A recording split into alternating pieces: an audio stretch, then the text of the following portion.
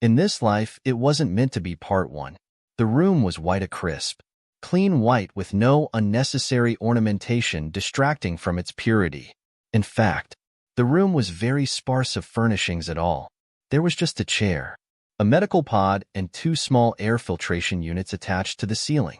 These machines hummed faintly, barely audible, especially as the medical pod was pouring out its own cacophony of beeps as it measured the pulse, temperature, and brain waves of its occupant. The person inside of the medical pod was not old. In fact, he was only a little over 60 years.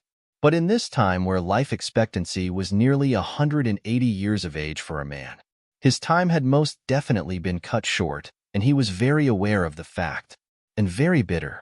He turned his head to one side as his labored breathing fogged slightly the glass casing covering his vision. Beside him there was a man. This man was also just over 60, his hair still black and shiny, and his skin still smooth. However, he was a little shallow of cheek, and there were shadows beneath his eyes that spoken of restless nights, and the dying man felt his bitterness expand for him, as well as grievance for what might have been. A shame that the future he might have once briefly imagined for them will now never come to fruition, and he could only wallow in self-pity and blame. "I see my wife still hasn't the time to visit." The 2 words describing his spouse was heavily doused in sarcasm, clear even despite the barrier between them. "She said to tell you that it was a critical time for Shaolin." His companion said, his tone as comforting as always, that she had to continue accompanying her, so the girl could continue focusing on her studies without too much disruption. "So I'm a disruption, am I?" the other growled, before coughing fitfully. A small hiss sounded as purified and slightly misty air was injected into the atmosphere within the medical pod, and his cough eased a moment or 2 following. "And let me guess. My mother cannot come due to space disorientation sickness.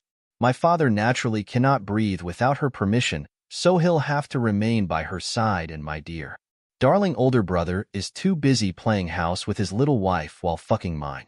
His companion said nothing. What could he have said when both men knew the truth of it? "What of Jing-Yi?" the encapsulated man asked.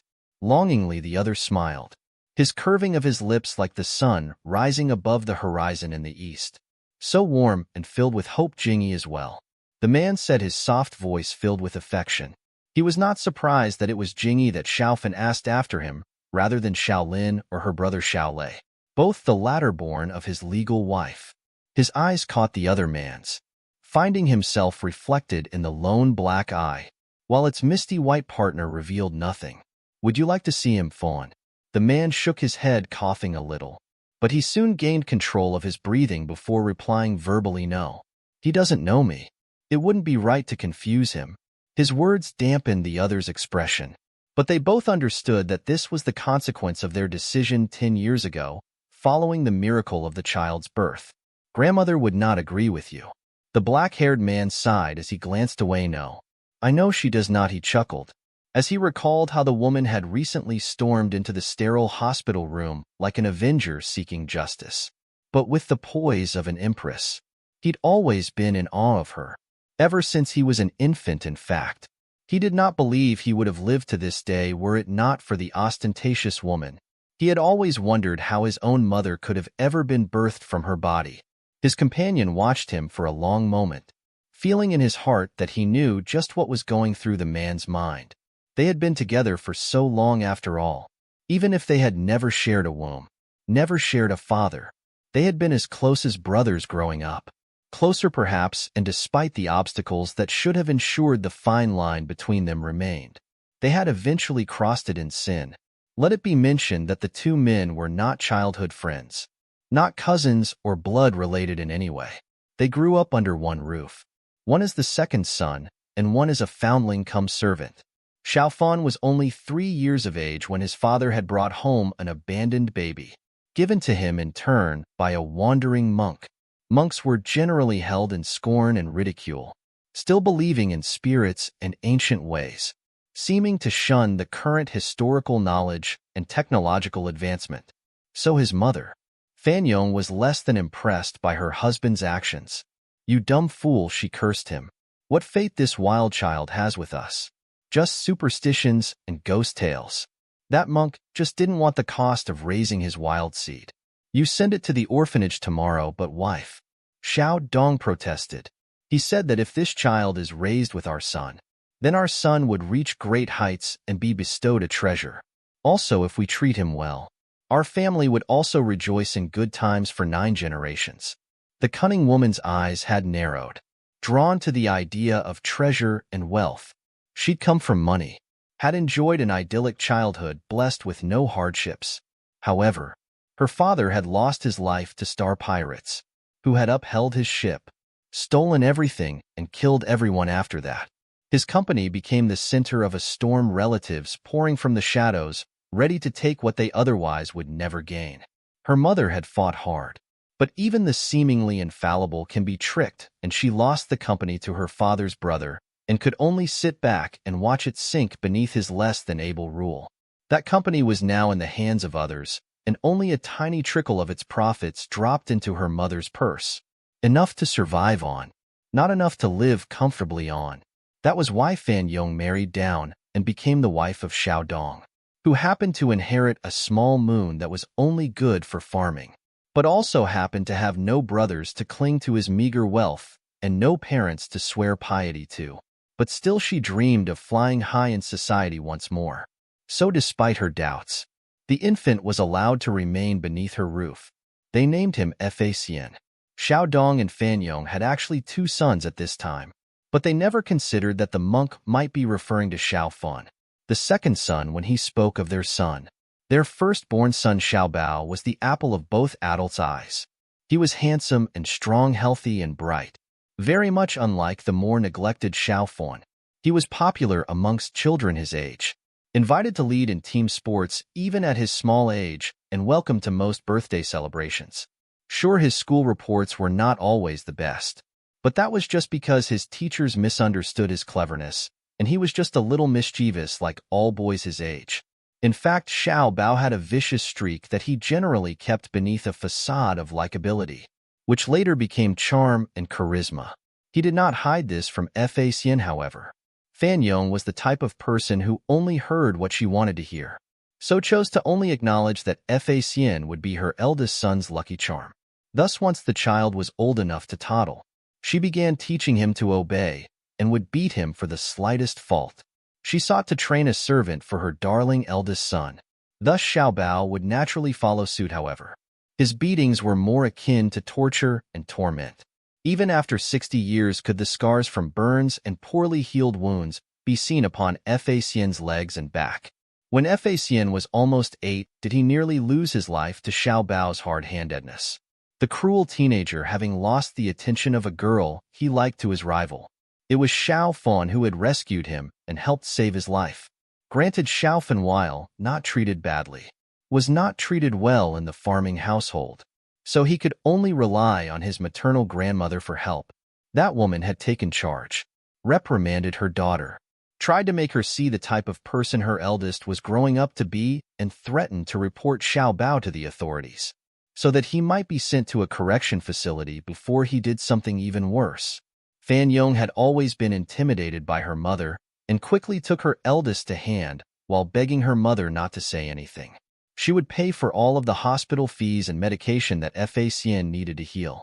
She promised. Plus, she would not let Xiao Bao and Fa Xian together alone. After all, the little one did so, like following her eldest son around. Fan Mei was a mother with sons as well as a grandmother. She really didn't want to see Xiao Bao go to a correction facility. So despite her reservations, she did eventually drop it. Plus, she could see how much Xiao Fan cared for Fa Xian, so did not want to ruin their innocent intimacy. In fact, Fan Mei, while trying to raise her sons, who were both much younger than her daughter, as well as feed herself and pay her rent, had really not the time to watch much over her daughter's children and had only seen them once a year at most during the New Year's celebrations. So she really wasn't aware of many truths. Had she known earlier, she would not have left Xiao Fan nor Fa Xian in her daughter's care. Do you regret not leaving with her at that time? Xiao Fan suddenly asked him, his breathing sounding labored as tiredness swept through his bones. Maybe once a little bit, Fa Xian replied honestly.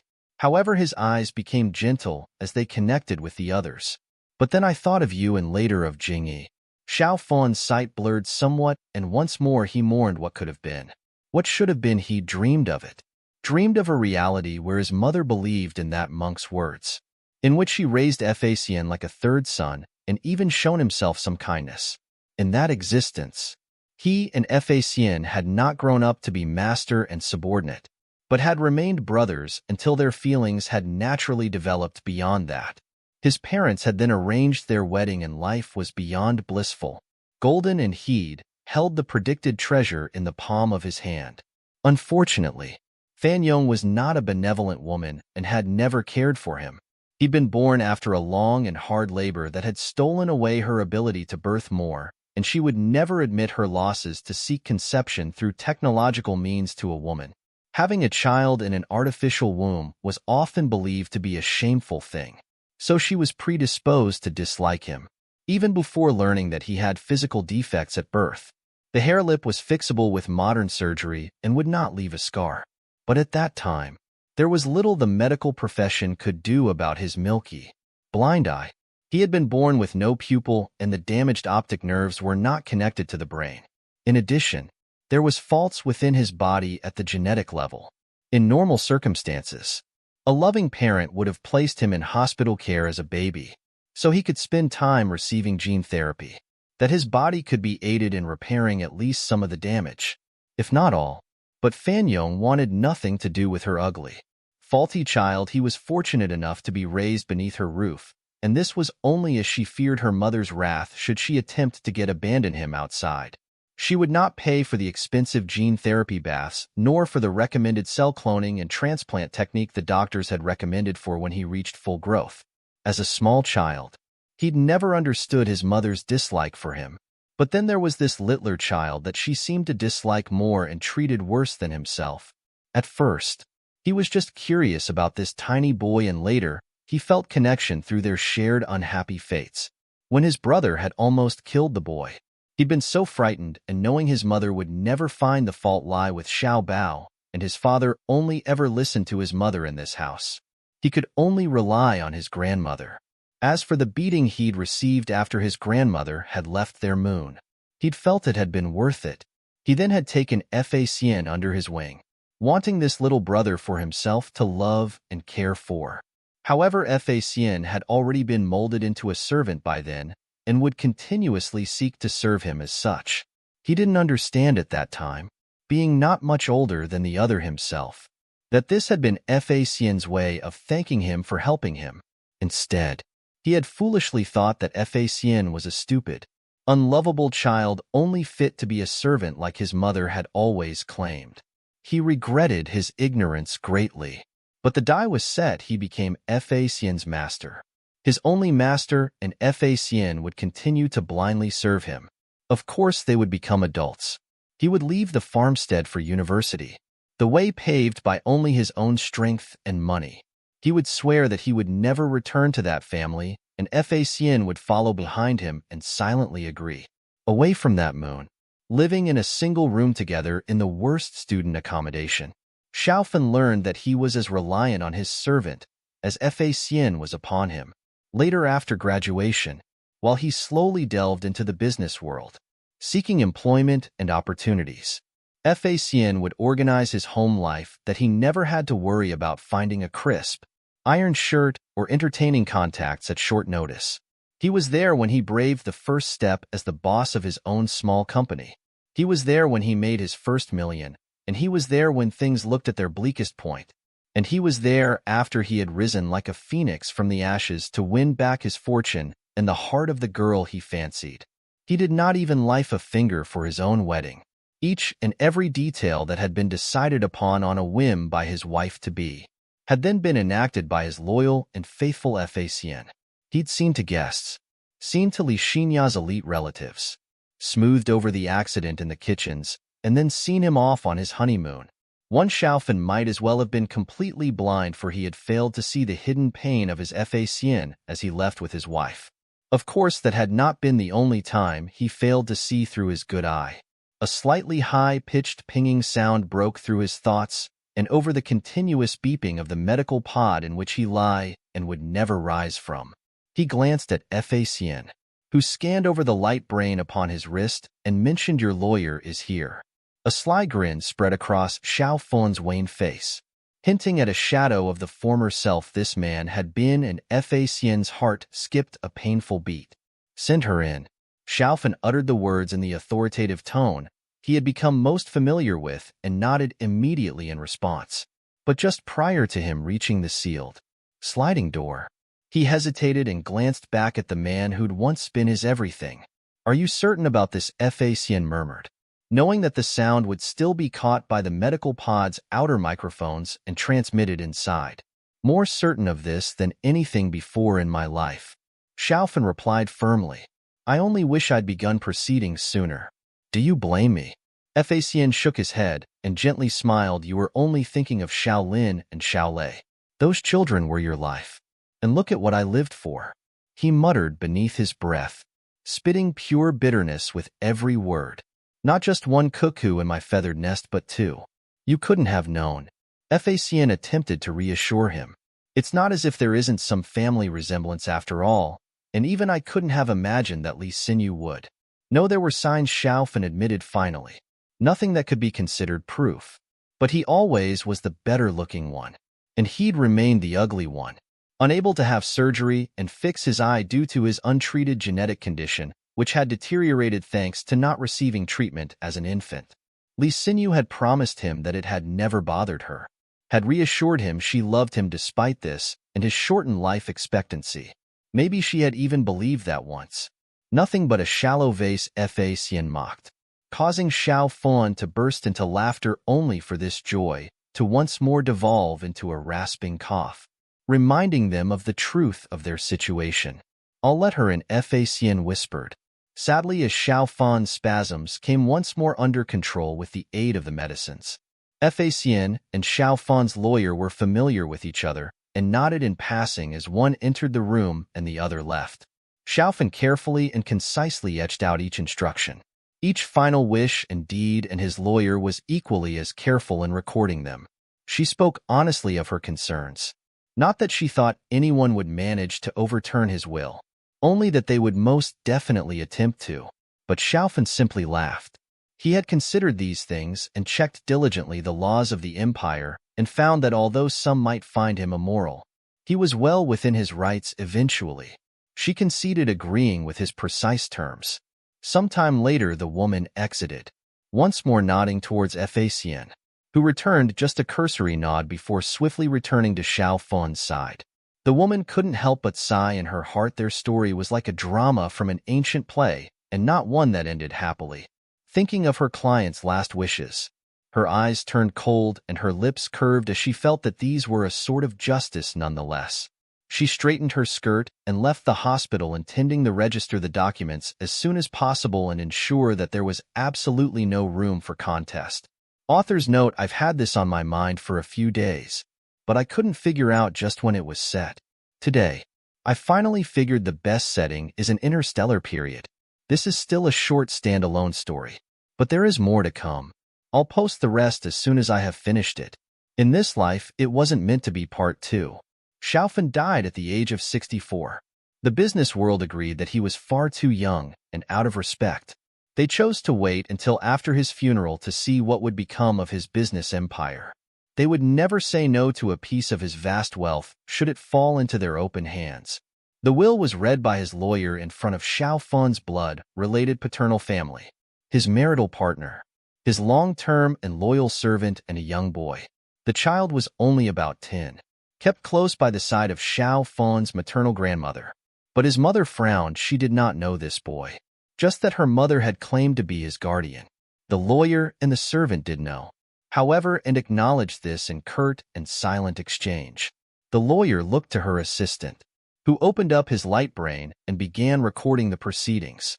This had for a long time been a practice amongst the wealthy and elite, though it was also becoming popular amongst the lower classes as well.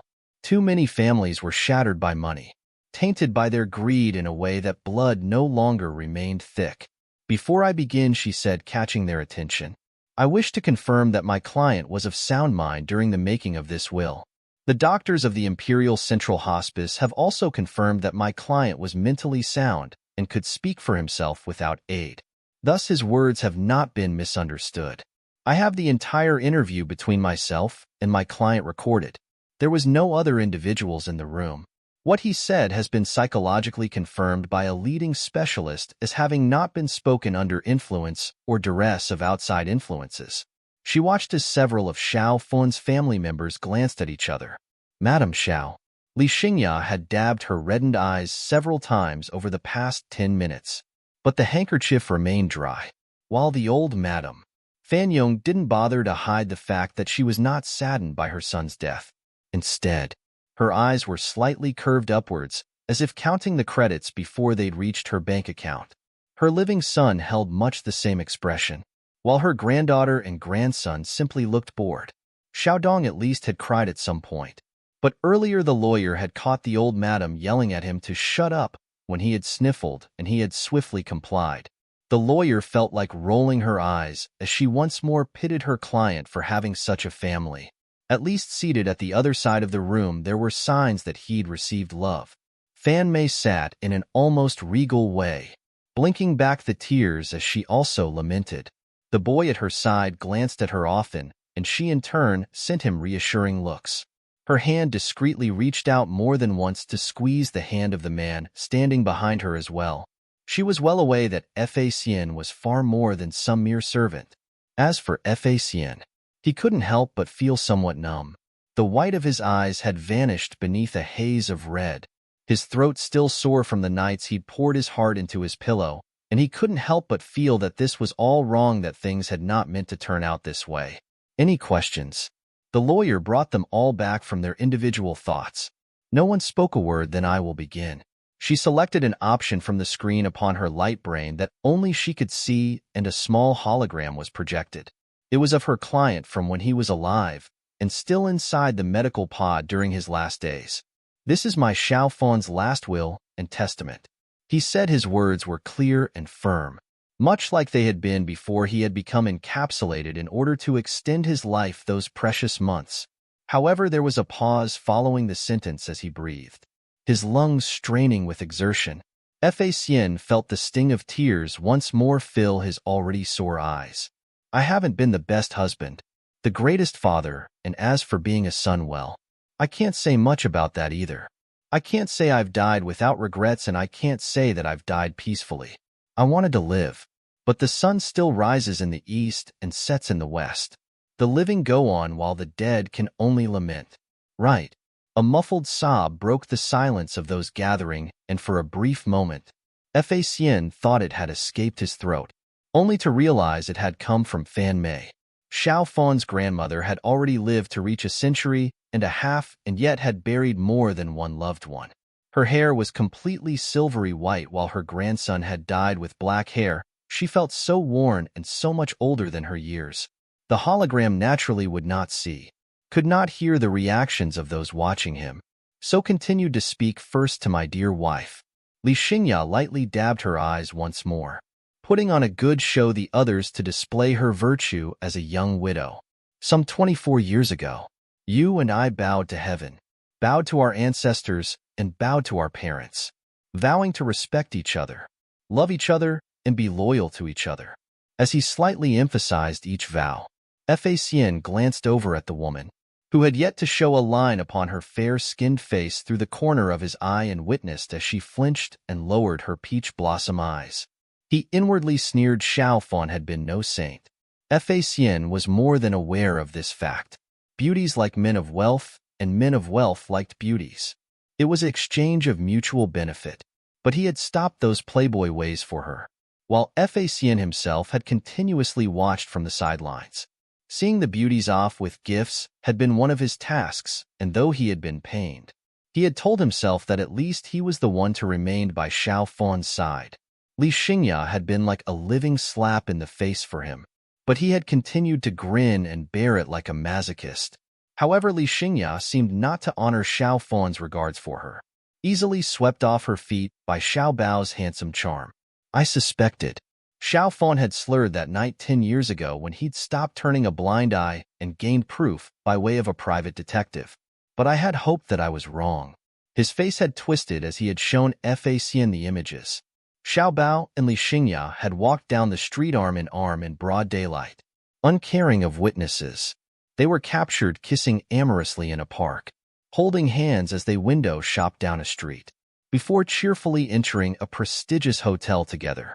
The private detective had even discovered that Mr. and Mrs. Song regularly checked into the hotel on Huaxia, a flight away from the world of Imperia, on which they lived.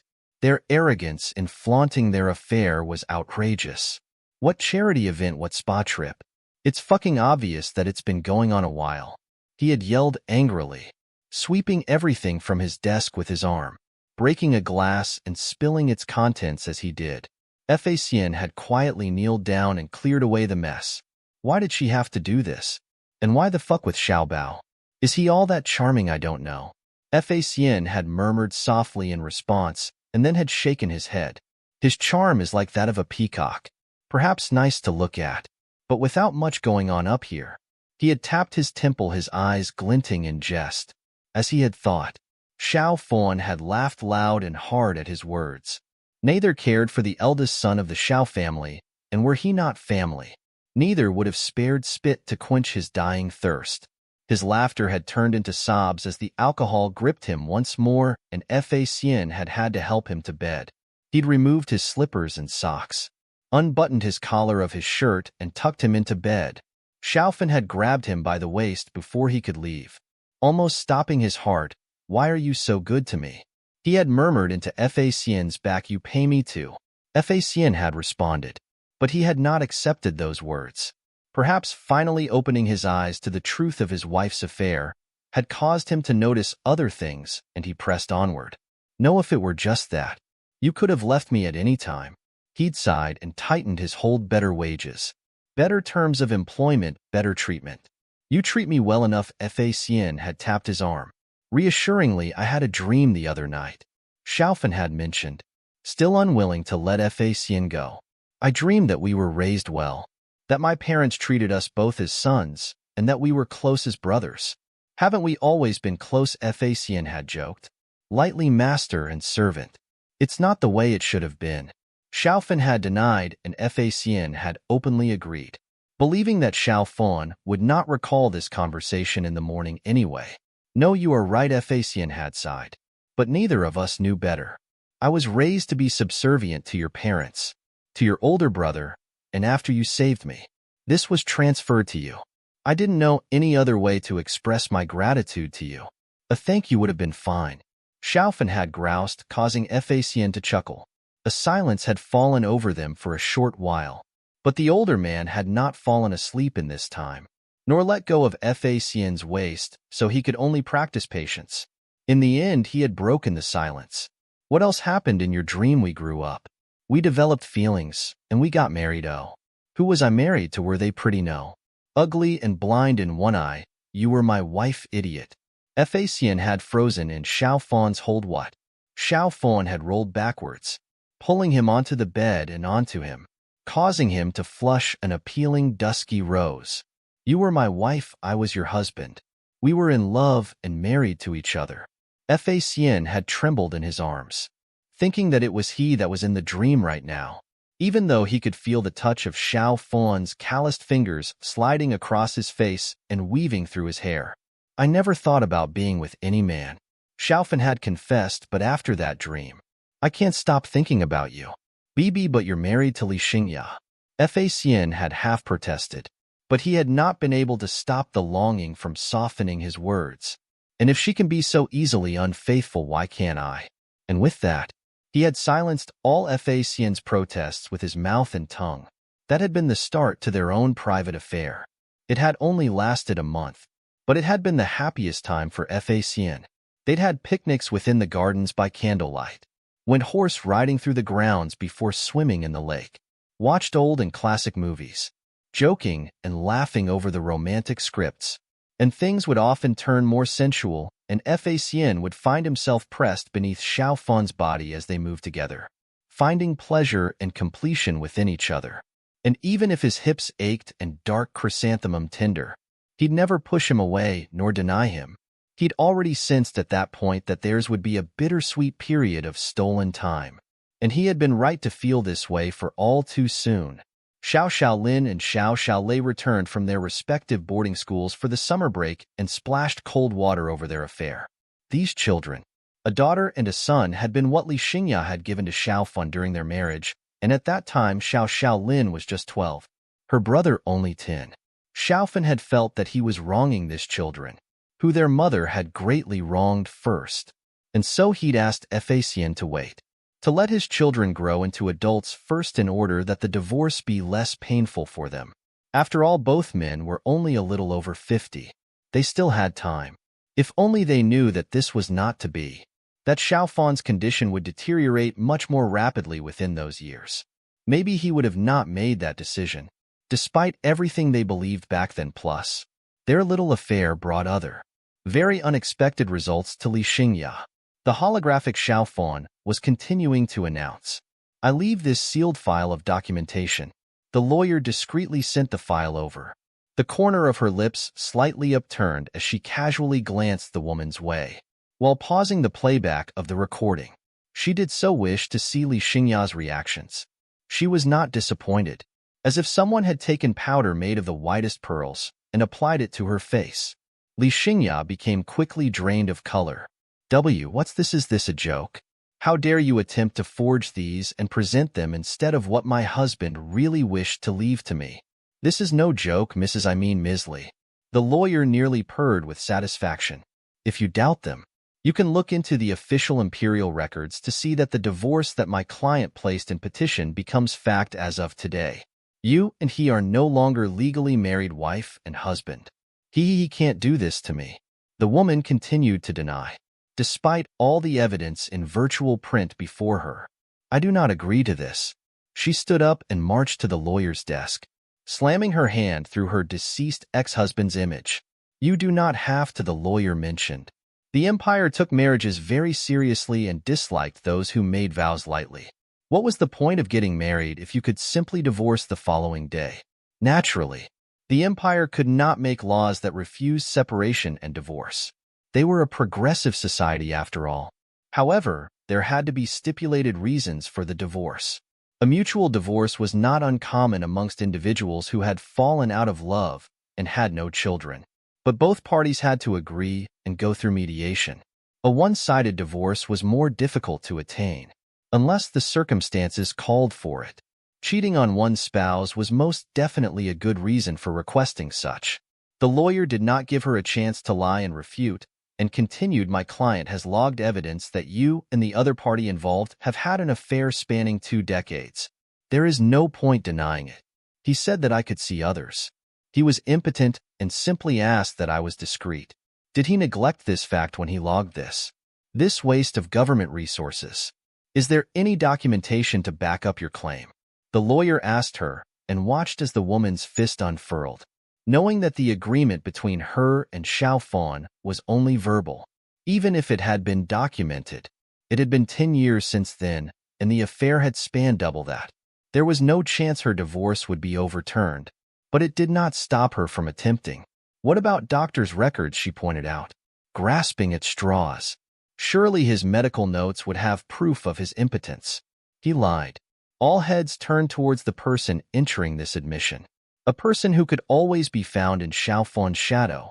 The person they had all deemed as little more than his slave servant. He never spoke much in their presence, usually informing them of Xiaofan's whereabouts or instructions, serving them tea while ignoring their slights against him.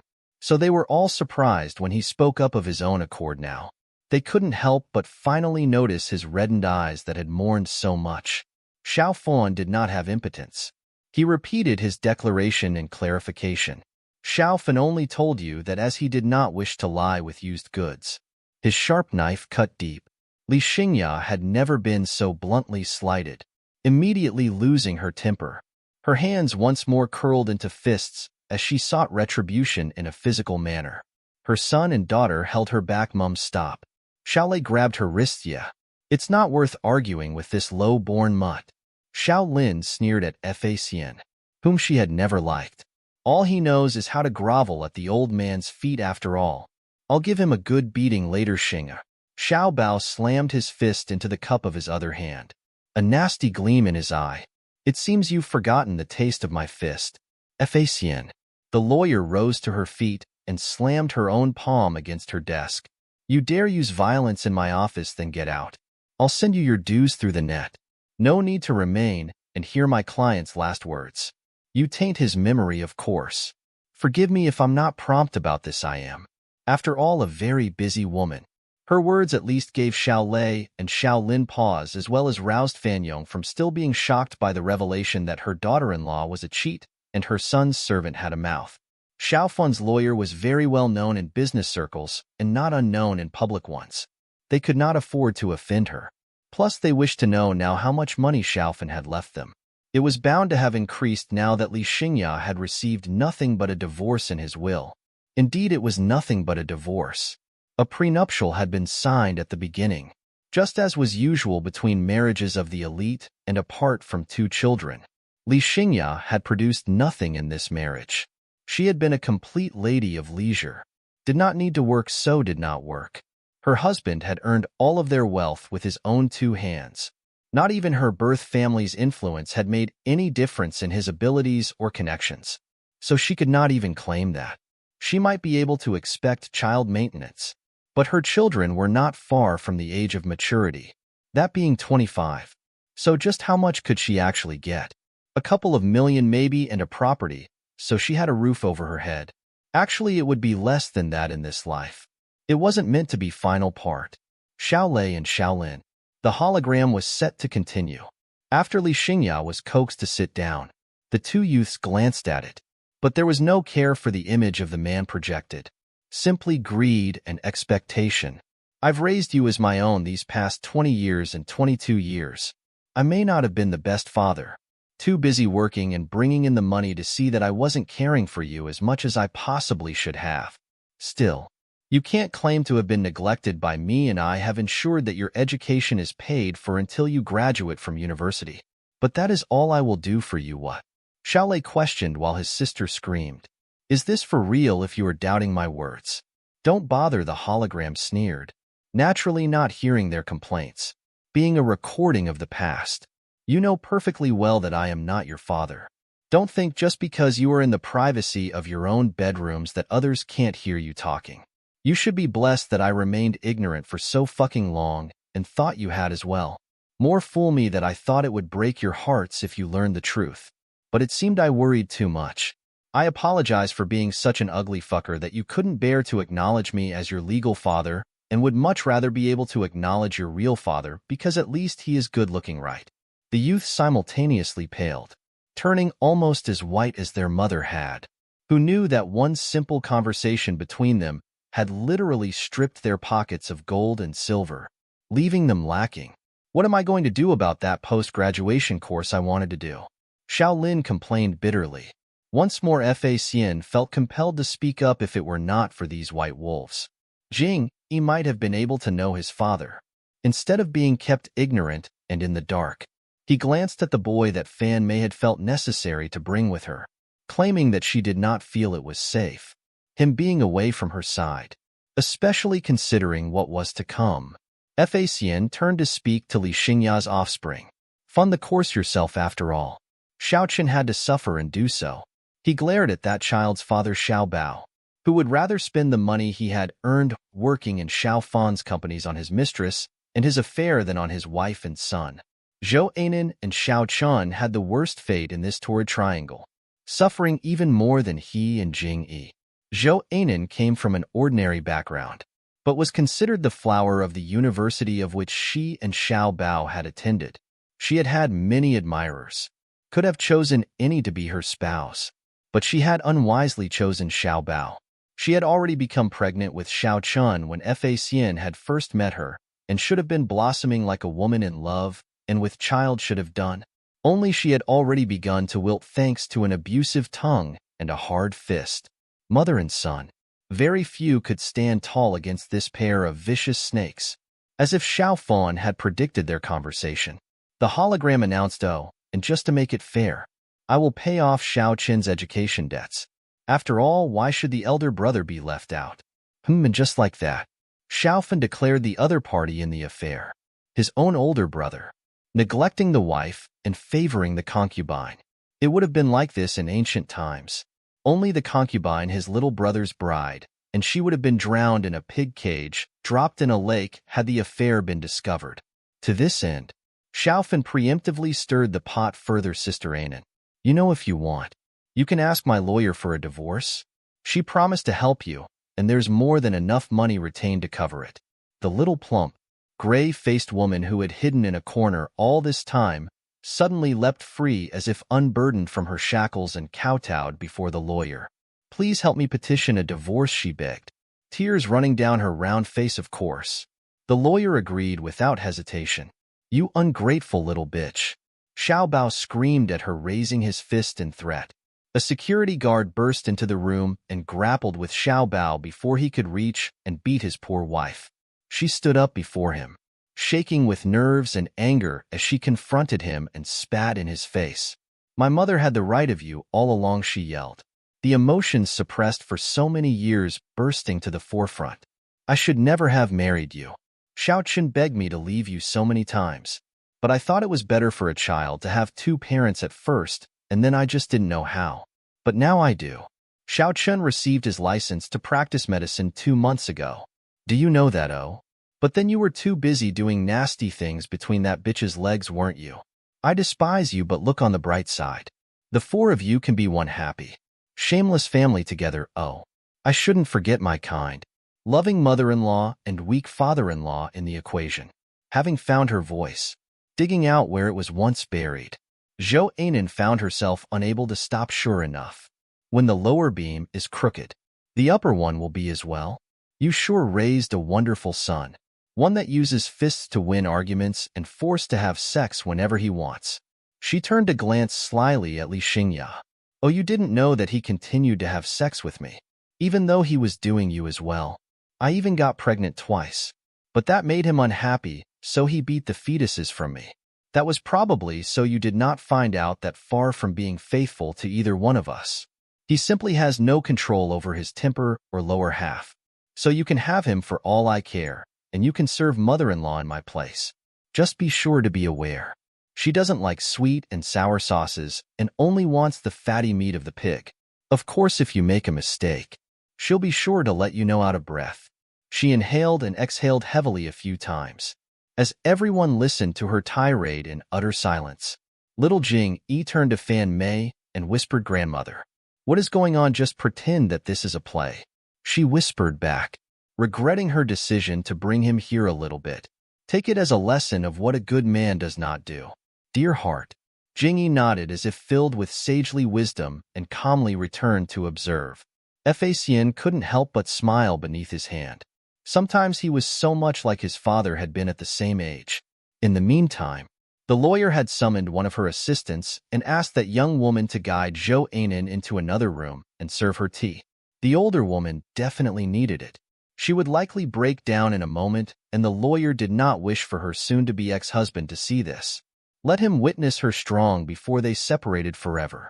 She would make sure Zhou Anan never had to face this waste of space piece of shit ever again. Well, I never. Old Madame Xiao crossed her arms and huffed as if indignant. Well, she had never liked Zhou Anan. The woman hadn't been able to cook, hadn't been able to clean, too reliant on housebots to be a good wife to her son. So what if she had a degree? If it hadn't been for her lessons, that woman would still be useless. And then blaming her poor son for straying on top. He was a handsome man, it couldn't have been helped, especially as the woman had very quickly lost her pretty appearance after the wedding. Not that she thought much of Li Xingya, but it was no wonder her children were so attractive. They took after their real father. It explained why her ugly second child managed to produce such excellent offspring. Her eyes happened to glance over at the 10-year-old child her own mother had adopted and hadn't informed her about it. That boy was not as good-looking as Xiao Lei, but there was something familiar about his obsidian eyes. What was she thinking? Her mother was so old. There was no way. She chuckled to herself as her son and other daughter-in-law settled once more in their seats. Let's get on with this, she announced as if she were some matriarch sitting on high and looking down upon her descendants. Surely Xiaofan left something for me. I am his mother after all, and what about Xiaobao? Blood is thicker than water. Xiaofan surely recognized this. The lawyer raised a lone eyebrow, but remained silent, simply continuing the holographic recording made by her client.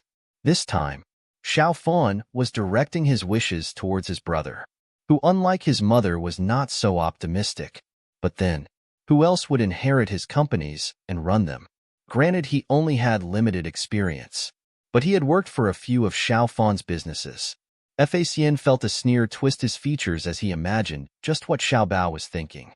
Yes, indeed, the man had worked in many positions throughout Xiaofan's company, but that had not happened due to Xiaofan wishing him to gain experience, but to reduce the damage the incompetent man had on those businesses.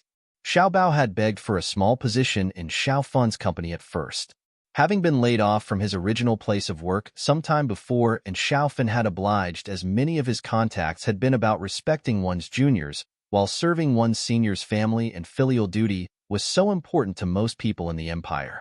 Xiaofan could not afford to lose face in front of those people, so had reluctantly given him a job. Only Xiaobao was soon dissatisfaction with his small position and wanted more. Xiaofan felt as if he had no choice but to be lenient towards his older brother. It could not be easy lowering oneself in their little brother's shadow. He gave Xiaobao a chance, saying such pretty words like he believed that Xiaobao could handle much greater responsibility, that the small position had only been in order to settle him in, and Xiaobao was pleased with his words.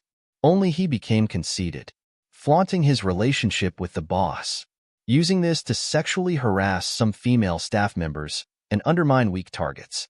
Xiaofan had to relocate Xiaobao to another company in order to pacify his staff, or find his company and himself at the center of a lawsuit.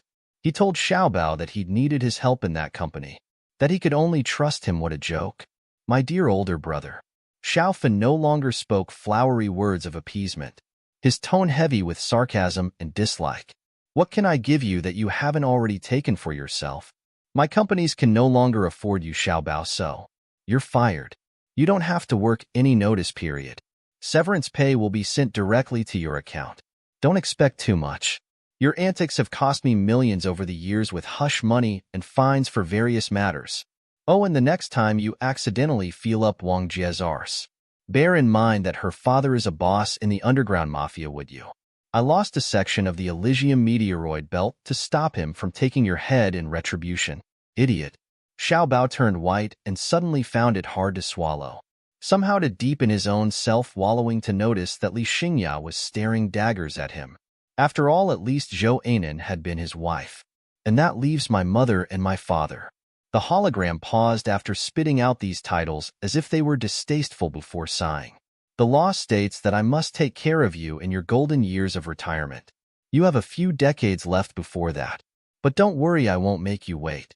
I repurchased Lan Se Moon. Facian couldn't help the chuckle that escaped from his throat. Ah, Xiaofan. Facian's eyes curved to crescent moons as he shared the man's warped humor. Lan Se Moon had originally been the small moon that Xiao Dong had inherited from a relative. The moon was part of a cluster of moons floating around an uninhabitable planet, and that was good for nothing more than farming. The same moon they'd grown up on, while schooled upon its larger and more valuable neighbor Hong Se Moon. Lan Se Moon had also been the place that Fanyong had so longed to forget about. After Xiaofan appeared within the listings for the top 1,000 richest individuals, breaking in at a respectable 807th, Fanyong had seen her golden ticket and wished to cash it in. She convinced told Xiao Dong to sell the moon for a good price and uprooted the whole family, being herself her husband, her son and pregnant daughter-in-law, and headed straight for the gates of Xiao Fan's city villa, where she made a very loud fuss, pouring tales of woe on how an unscrupulous person took advantage of his father's generous nature and tricked him out of a lot of money, and they were forced to sell the moon to pay their debts. The crowds about her felt sympathetic, and as much as he had vowed never to have anything more to do with this family, Xiaofan was forced to allow them in, where they took root and festered. It was then that Li Xingya met Xiaobao and suddenly found her own husband lacking in looks.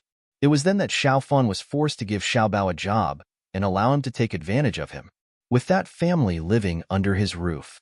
Was it any wonder that Xiaofan threw himself deeper into his businesses, neglecting his wife and later his children, and allowing Xiao Bao and Li Xingya free rein to indulge in their sinful affair?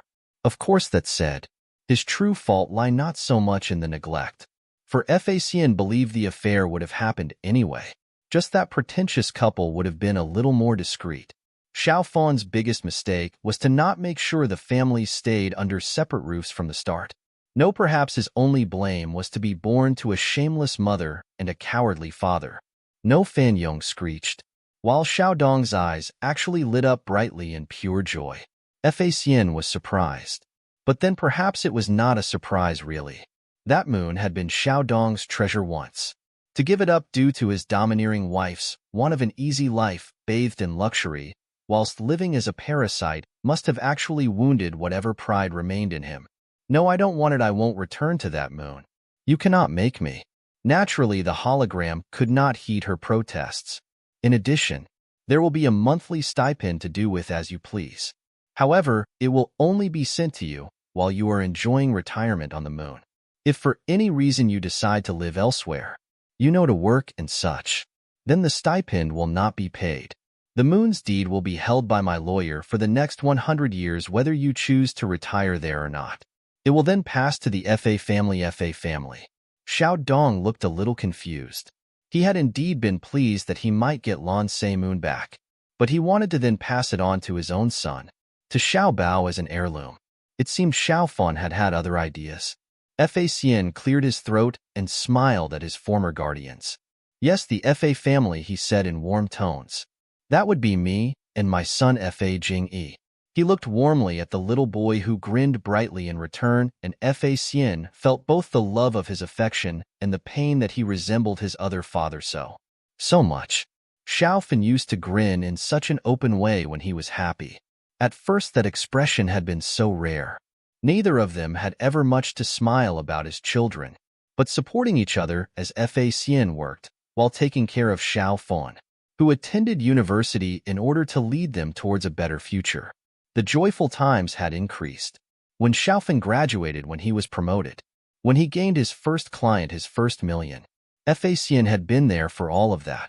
And Xiaofan had taken care of him when he'd fallen sick with a cold, when he'd panicked after losing his job as the restaurant had closed, when he'd wanted to go back to school to improve his pitiful grades, and then later, when he'd ominously puked continuously for several days and had to be hospitalized only for them both to find that by some miracle, their affair had borne fruit. It should have been impossible. A man falling pregnant. Not that two men had never had children before. That was what the artificial womb was for. To nurture the child created by the fusing of two parental cells. But Facian should not have been able to conceive. My treasure, Xiaofan had said awed, as he gently stroked Facian's stomach later that day. The monk predicted you would gift me a treasure, and he was indeed right. You are not freaked out, Facian had replied, admitting to himself that he was more than a little panicked. Never, Xiaofan had responded warmly. This little one is of you and of me, it's perfect. Still, what should we do? Keeping the child would undo so much of what Xiaofan had built. Caught having an affair, even if it had happened partially due to his own cheating wife. So Xiaofan had contacted the only person he'd ever trusted, Grandmother Fan. And it had been she who had raised Fa Jingyi for the past 10 years. Not because she agreed with their choices, but that she regretted her own. If she could have relived this life again, she would have taken Xiaofan and Facian from the toxic household her daughter had formed. She would have sought the law to sever the relationship between her daughter, son-in-law, and the children. Then maybe, just maybe, their lives would have been so much more smooth sailing. Even then, Xiaofan did not blame her and gifted her enough money and property to see her live well for her remaining days, and then some.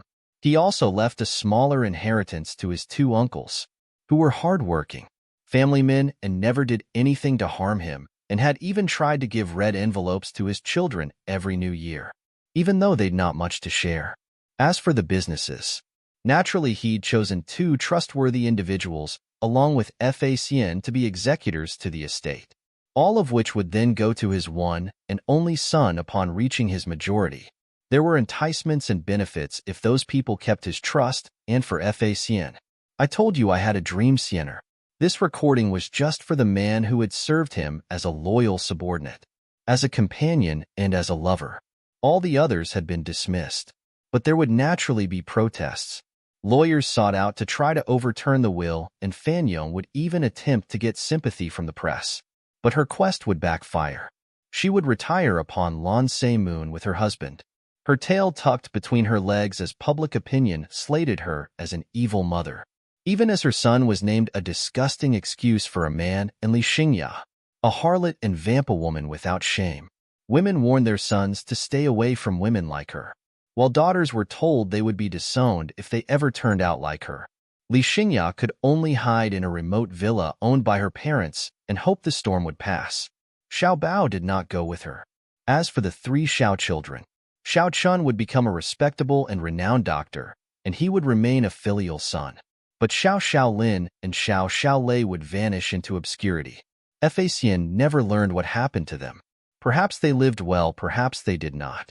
But they had nothing to do with him any longer. I had this dream, Sienner. I dreamed that we were married, that I was your husband and you were my wife. I told you this, but I did not tell you that I also dreamed of our treasure. That part of the dream came to fruition, and it may be far too late. But if though it's not technically legal and it can't be recorded in the official records, will you marry me? A marriage certificate appeared before Facienne's blurred eyes, produced by the lawyer. It already contained Xiao Fan's signature and just waited for his own. It couldn't be witnessed as one of the 2 would-be spouses was no longer alive. But Facienne signed it anyway, at least in death. They could be married as husband and wife. We weren't meant to be in this life. Xiao Fan had said him as he took his last breaths. So in the next life, come find me. We'll try once more, I will.